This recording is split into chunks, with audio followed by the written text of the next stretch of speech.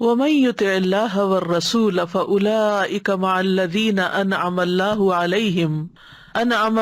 عليهم من النبيين والصديقين والشهداء والصالحين وحسن أولئك رفيقا۔ اور جو شخص اللہ اور رسول کی اطاعت کرتا ہے تو ایسے لوگ ان لوگوں کے ساتھ ہوں گے جن پر اللہ نے انعام کیا، یعنی انبیاء، صدیقین، شہداء اور صالحین کے ساتھ،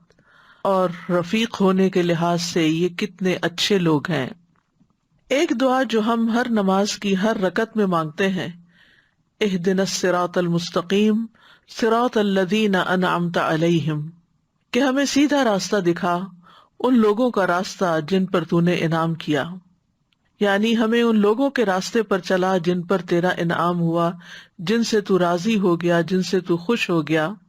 تو سوال یہ پیدا ہوتا ہے کہ وہ کون خوش قسمت لوگ ہیں جن سے رب کریم راضی ہے اور وہ اس کے انعام کے مستحق ہیں۔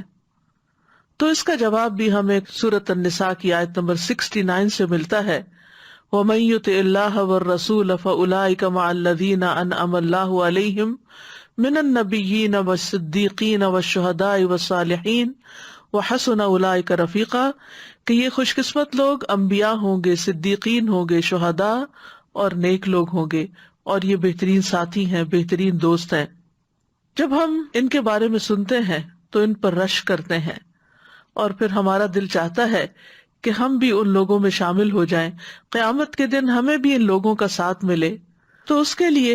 یہ آیت اتاری گئی، وَمَن يُطِعِ اللَّهَ وَالرَّسُولَ، شرط لگا دی گئی کہ اگر ان لوگوں کا ساتھ چاہیے تو پھر اللہ اور رسول کی اطاعت کرنا ہوگی، جو کچھ اللہ اور اس کے رسول نے کہا ہے اس کو ماننا ہوگا، جس چیز سے روکا گیا ہے اس سے رکنا ہوگا۔